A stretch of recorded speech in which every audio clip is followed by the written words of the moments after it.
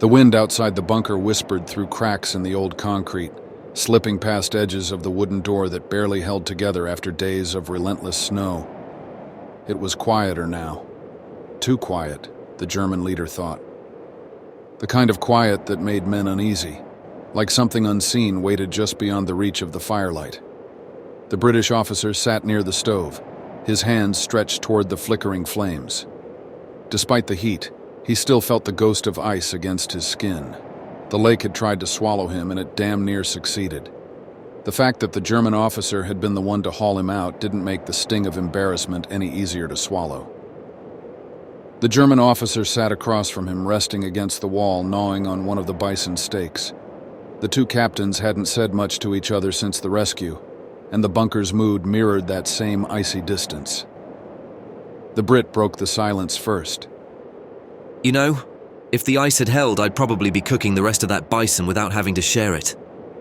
The German smirked, chewing slowly. You're welcome for dragging your frozen ass out of the water. The British captain chuckled softly. Yeah, which brings me to another question. Why exactly did you save me? Could have just left me there. The German shrugged. Thought about it. A few of the men snorted under their breath, but no one laughed out loud. The tension in the bunker had grown like frost on the walls, slow but spreading. Look, while we're stuck here, what shall I call you? I can't just keep calling you German officer. I'll start. While I won't give you my true name, you can call me Captain Evans. Fine, you can call me Captain. Why don't we just call you Hitler's bitch? Said the British sergeant. All of the Brits laughed in unison. Enough of that shit, said Captain Evans. The German subordinates gave a sharp look toward the sergeant, their eyes and expressions seemingly wishing they had a chance at the man. As I was saying, you can call me Captain Klaus. So, Captain Klaus, what did you do before the war? You know, what was your occupation? I am a business owner, believe it or not. I own and operate a rather large corporation. Oh yeah? Then why the hell did you join the war? Wait, were you conscripted or did you volunteer? Well, Klaus was interrupted by one of his subordinates. Sir, ich glaube nicht, dass Sie solche Informationen preisgeben sollten im Namen der nationalen Sicherheit. Halten Sie Ihre Zunge, Leutnant. To answer your question, I volunteered. Right. Now why would you go and do a bloody thing like that? Making money? Comfortable? Sounds like you had it all. Well, if you must know, the Führer is right when he says the Jews are trying to make new world, a world where they rule and everyone else is cattle. They have infiltrated every aspect of our lives, even controlling business. Have you not read their Talmud? You too are considered cattle and subhuman. So, you are for the Nazi ideas of extermination? Absolutely not. There are more humane ways, such as deportation. I do not agree with the slaughter of civilians. Maybe give them their own country, but with restrictions on influence and travel. Then why do you wear that armband? It seems like any and all who wear it commend the destruction of all non-Germans. The truth is, I haven't thought much about the armband. I'm just doing what I feel is right for my people. Like you, Captain Evans of the British imperialist island. You too have invaded and conquered many lands, killing many, no doubt. Now, what is it that you did before the war? Captain Evans stared long and hard at Klaus. Well, let's have it. Have what? You were telling me about what you did before the war, no? Right. Well, let's just say I was a musician of sorts, playing here and there. Made a pretty good living at it, I might add. And were you conscripted or did you volunteer? Captain Evans again stared long and hard at Klaus. I volunteered, of course. And why was that, if your life was so good, as you say? What?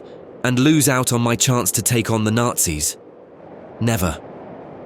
You bombed my people without relenting, my friends, my family, my countrymen. I wanted to go, and no one was going to stop me. And let me just add this. You say my imperialist island, and invasion and killing, but I had nothing to do with my people's past. I didn't invade anyone. I didn't kill anyone. I played music and made people happy. Klaus thought for a minute. Fair enough. Just then, one of the British subordinates came rushing into the room with a crate. Captain, look at what we fucking found, sir. He set the crate down and took the top off of it, and inside was 3 bottles of bourbon. All of the men from both sides stood and came to the gathering, each wanting to take part in the festivities. The subordinate who discovered it looked to Evans for approval. Evans nodded, and the men each took 1 bottle for each side, leaving 1 bottle for the 2 captains. As time went on, Captain Evans pulled out a harmonica. Play us a song, sir. You guys care for some harmonica from America? The men all sat down with their bourbon and listened.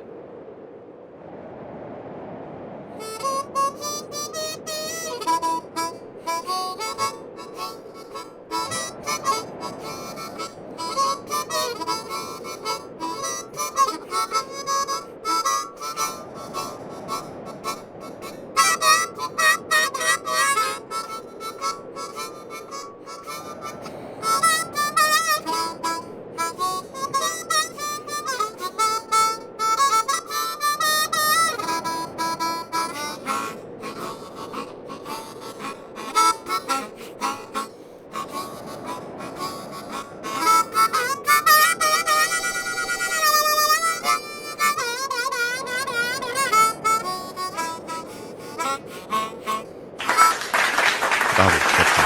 Bravo.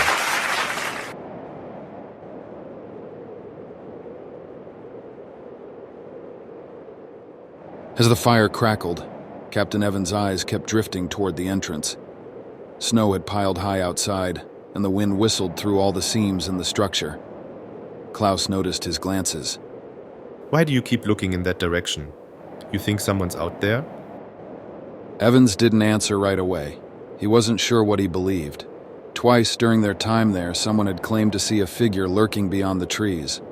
But every time the captains went to check, there were no tracks. Nothing but untouched snow and the wind's hollow echo. Evans finally said, No. But I'd rather not be surprised. Klaus grunted. Good. Let the paranoia keep you warm. The 2 watchmen sitting by the door, 1 from each side, exchanged wary glances but said nothing. As the men settled into their makeshift bedding, Evans took the second watch. The fire burned low, casting faint shadows along the curved bunker walls. Klaus sat nearby, resting but not asleep. His eyes flicked open every time Evans shifted. You always this twitchy? Klaus didn't bother lifting his head. You fall through ice once, and suddenly I can't trust you to watch a door. Evans smirked but didn't respond. The night stretched on, silent except for the occasional pop from the stove. It lulled Evans into a strange sense of calm, but just as his eyes began to droop, a low rumble vibrated through the cold air. He froze. At first he thought it was thunder, until the rumble came again, longer and closer. His grip tightened on the edge of the table. Klaus sat up straight, his gaze locking onto Evans. You hear that? Evans nodded slowly, rising to his feet. The 2 men approached the door, listening carefully. Grice, one of Klaus's men on watch, shifted nervously. Es ist nur der Wind. Klaus shook his head. No, that's something else. The rumble returned, louder now. A low growl. Klaus swore softly. Bear. The bear was close. Evans could feel it, hear the heavy footfalls crunching snow outside the bunker. It smells the bison. Scheiße. Evans stepped back, running a hand through his hair. Well, we're not about to fight it off with broom handles and hatchets. Klaus shot him a warning glance. No guns. We're not breaking the truce over a bear. If that thing gets inside, truce or not, we're dead. The bear circled the bunker, its shadow brushing past the small slit window. Grice shifted uncomfortably. Es ist direkt draußen.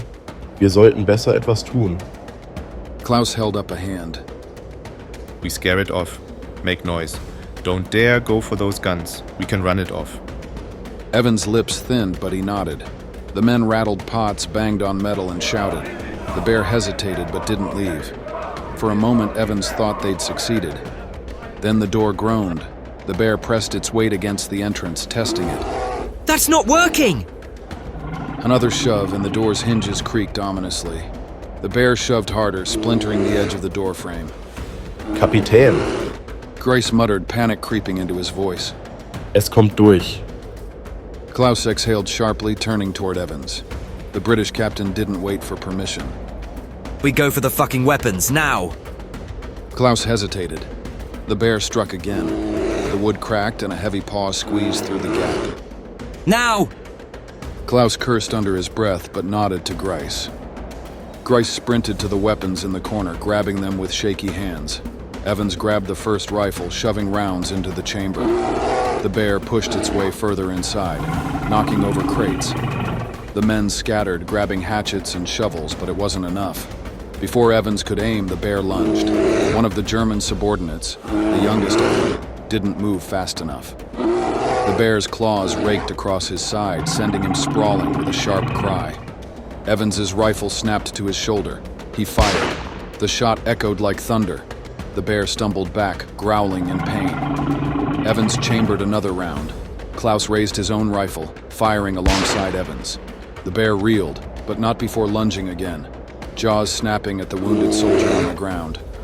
Then Klaus aimed lower, firing into the bear's legs. The bear then barreled toward the German leader with a fervent gallop. Just before his lunge, Evans finished it off with multiple shots to the head. Immediately, the bear collapsed, its massive frame blocking half the entrance.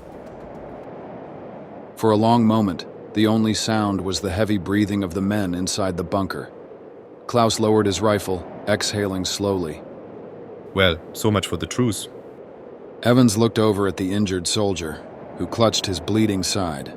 I'll take broken trust over dead men. Agreed. Someone, anyone, find us something to stop this bleeding. The bear lay still, blood pooling into the snow. And that night all the men learned something new. Something about humanity. Something that they had not previously been privy to.